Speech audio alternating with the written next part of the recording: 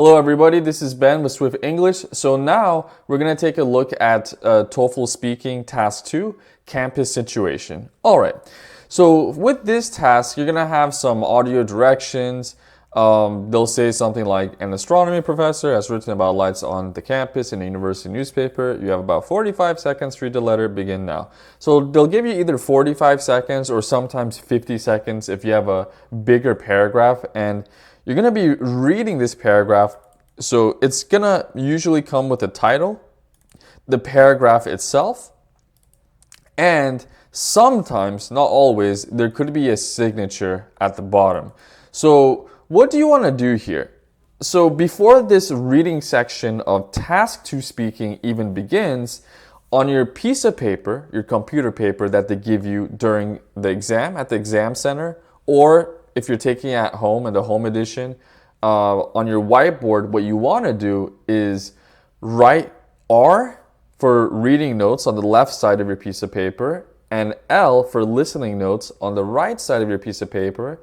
And then underneath the R, you're going to have who, what, and why, and I'll explain those in a moment.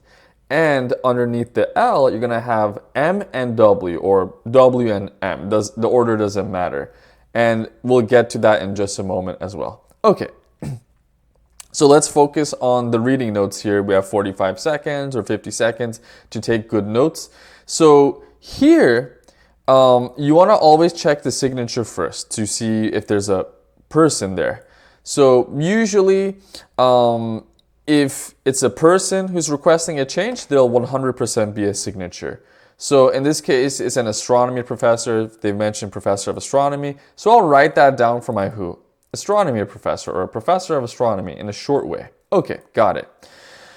If it's a student, you would write STU or something like that for a student. So use short notes, guys, use abbreviations, but never write names. So if they say something like Jessica Brown, and if it's just a plain name by itself, obviously it's a student, but you don't want to write, their name, just write student. Same thing if it's a professor, you could write their title like professor of astronomy or astronomy professor, but you don't want to write their first or last names. Okay, anyway, now let's take a look at the reading. So you already wrote the who, now you need what. What do they want to change about university or campus? I oppose the university's plan to purchase an additional outdoor lighting system. Well, there you go. The pronoun I or even we, if you ever run into those are huge giveaways that you found the change, you've discovered it. Okay. Now, what you want to do next is read the rest of the paragraph to see why they want to make this change, okay? So let's see. The university says it would make our historic campus more attractive by illuminating our buildings at night. Okay, so that's what the university wants. Pay attention. We want to know why this professor is against this plan. However, okay, this is a transition device, like something's changing here, something's contrasting. The university would spend an extra $1,000 per month for electricity. Well, there you go. That's the first reason why the professor doesn't like this idea or plan. So you're going to write that down in a short way. And there's usually a second reason most of the time. So try to get that down as well. Instead, I recommend the money be used to complete the library renovation project as quickly as possible. Well, this is what he wants, but it's not the reason actually, why this individual is against the policy. That's not the only reason we shouldn't get the new system. Okay, so this phrase here is going to let us know that in the subsequent sentences, they're going to explain why that is. These powerful lights would brighten the sky as well as the buildings and seriously interfere with the use of our astronomy equipment. So this is kind of long. Instead, what I wrote here was it's gonna, mess up. It's gonna interfere with their astronomy equipment. So keep these short, guys. Like, you don't want to write every single word in the sentence because you're not gonna be able to do that. Like 45 seconds, even 50 seconds is not a lot of time for most people to write all this information word for word for word. So just be careful there. Use your symbols, reductions, and abbreviations. Okay, so once you've done that, now you're going to proceed with the listening notes. Now, with this listening part of task 2, you're gonna be faced with a conversation between two students. One is a man and one is a woman. So yes, they are opposite genders, okay? And they're friends. So here, at this point, you should already have L for listening notes on your right side of your piece of paper, and M for man and W for woman right next to each other. Okay, or vice versa.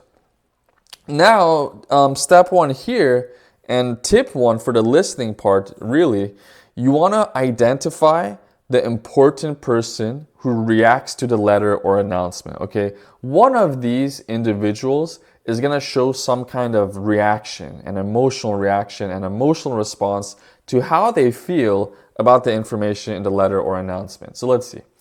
Man, I totally agree with the letter. Okay, well, this totally agree, he's basically showing his position, his attitude toward that letter or announcement. So you're going to write agree in your notes.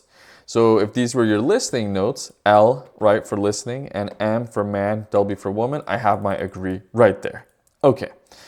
Now you're taking notes for the rest of the section. Now, huge tip, really important tip. Try to write like these details in chunks of 3 to 4 words at a time.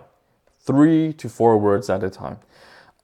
Sometimes you might be lucky to get 5 words or symbols in some lines. That can happen, especially if it's a shorter sentence and they're using a bunch of small words. Possible, but practice writing 3 to 4 words, mainly content words, guys. These are like 80% of the time nouns and verbs, but sometimes adjectives and adverbs. If you can sneak those in as well, that'd be fantastic. Okay. How come? Don't you think the campus will look prettier at night? So the woman's reacting to what he's saying. Now, this I'm not going to write down because she's not the person who responded to the letter. He was. Now, just focus on the man and continue writing his information. Well, it might make the buildings look nice at night, but why should we waste so much money on something we don't need just for looks, okay? So we're going to write this down. There are more important things than that. Now I'm going to write this underneath that. I can see your point. Don't write that, just listen to it. I mean, now when you run into a phrase like I mean, write like an EX symbol. I mean is kind of like for example or like.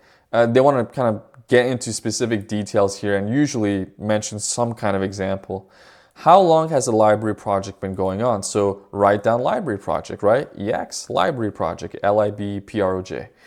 Yeah, the whole 3rd floor has been closed for the last few months. Now, this is tempting to write down because she's kind of elaborating on the situation involving the library project, but I wouldn't write this down because then you're going to kind of panic and maybe you're going to start going back and forth for both of them. Just focus on what the man is saying, okay? Don't take any notes for the opposite person, just the person who responded or reacted to the letter or announcement. Very important. Exactly. Now, usually they'll have like a confirmation marker of some kind.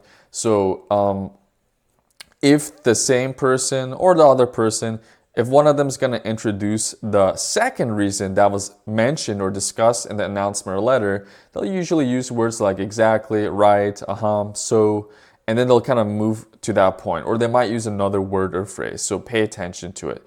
Get your ears to get used to those kinds of words and transitions.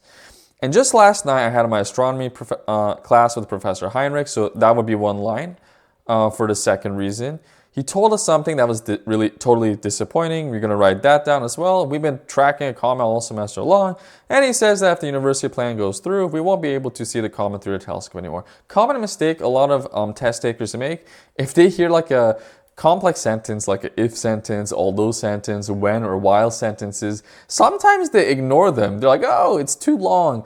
It's probably not important. Or they don't even write like those critical words like if, when, while, although. And then they just write this sentence and it's kind of hard to make sense out of it. So try your best, guys, to get these complex sentences down. Just do your best. All right. That's so sad. So you chose this school for this astronomy program, didn't you? No, I'm not going to write that down. I'm going to ignore it. Yeah, it's such a good program. Okay, you could write that down. But if it's too bright here around night, we'll have to. So another if sentence, try your best to write that down. Jot this, you're probably going to miss a few lines here and there, guys. You're human. That's absolutely fine. but just do your best to get as many of them as possible. Especially those that have transition words and devices, try to get them down. All right. So once you're done with that, you're gonna have your listening notes already, right? And then they're gonna post the question, and when they do, they're gonna read the question, and then they're gonna say like, please prepare your speech, right? And once that happens, you have approximately 30 seconds to go over your notes. You could add words to them if you want. You could scribble extra information out. Basically, at this point, you're making annotations, and you want to practice this because this is a critical technique that ensures your success in TOEFL Speaking Task 2. So the way I go about it is something like this, guys. So I play this kind of math game. So before I do, I always look for the reaction. Okay, so the man responded to the letter.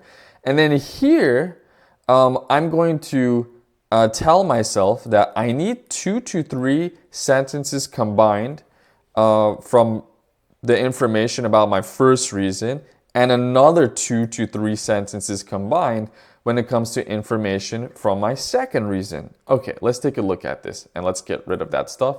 So when I'm reading this in my head during that 30 seconds, okay, so he mentions that it could make the buildings look nice at night, but why should we waste money on something we don't need? There are more important. Okay, so like this is one sentence right here.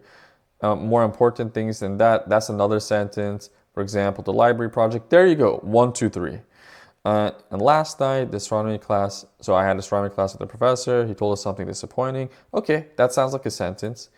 We've been tracking the comet all semester long, and okay, so that could be a second sentence.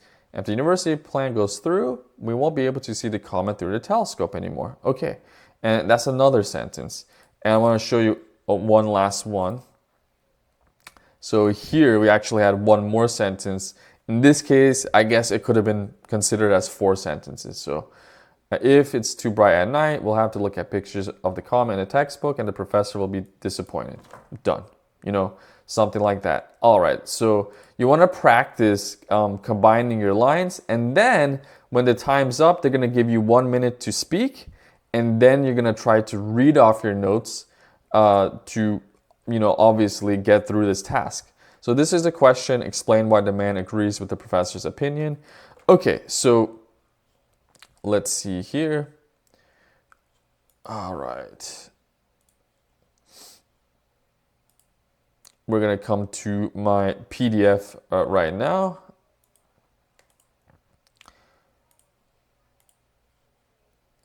Okay. So we have the same notes. Now, when you read off this during the exam, it'll actually appear like this.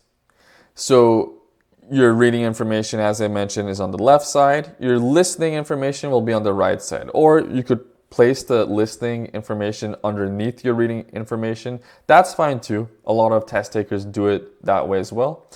So here, when you read off your answer, you're going to say something like this. So apparently, an astronomy professor has written a letter opposing the university plan to purchase an additional outdoor lighting system because the university would spend an extra $1,000 per month on electricity and it would interfere with the astronomy equipment. The man from the conversation agrees with the professor's response. First of all, he says that this would make the buildings look nice at night, but it would be a waste of money on something they don't need, and there are more important things than that. For example, the library project remains incomplete. Oh, and now here you could say like, what's more? He mentions that last night, the astronomy class, I had an astronomy class with the professor and he told us something disappointing.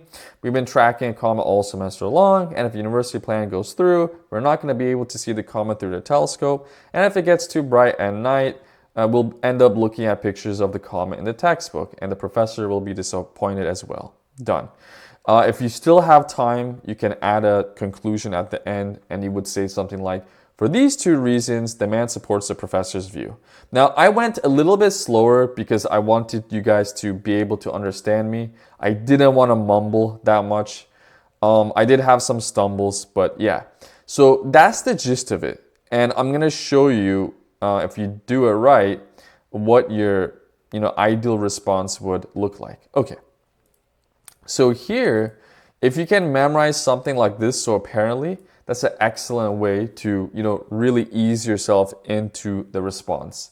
If you don't like the word apparently, just use so as a discourse marker to begin summarizing this information.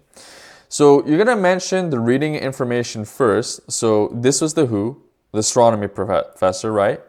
And then whatever he's requesting or demanding here, basically what kind of change he wants for the university, has written a letter opposing the university's plan to buy an additional outdoor lighting system. There you go.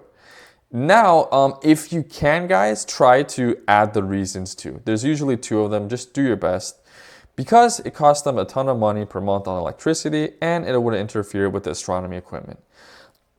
Now, if you didn't get the $1,000, just say they would have to, spend a lot of money on it. A lot of money, a ton of money. Be creative, guys. Now here, you're gonna go into your transition sentence and say something like this. The man from the conversation, add this part because you want to boost your word count. It's good for your score as well. Agrees with the professor's response. Done. So from here to here, probably you should be around 20 seconds in, more or less, 18, 22, that's okay, that's fine. Now, you're gonna start explaining the first reason from your listening notes. So to begin with, so you could memorize this or a similar device like firstly, all those are fine, but this is the one I'm recommending here. He says that while the project, now they had a but sentence, but I changed it into a while sentence just to paraphrase a little bit. So while the project would certainly make the buildings look nice at night, it's just a waste of money on something they don't really need. And there are more important things that could really use that money.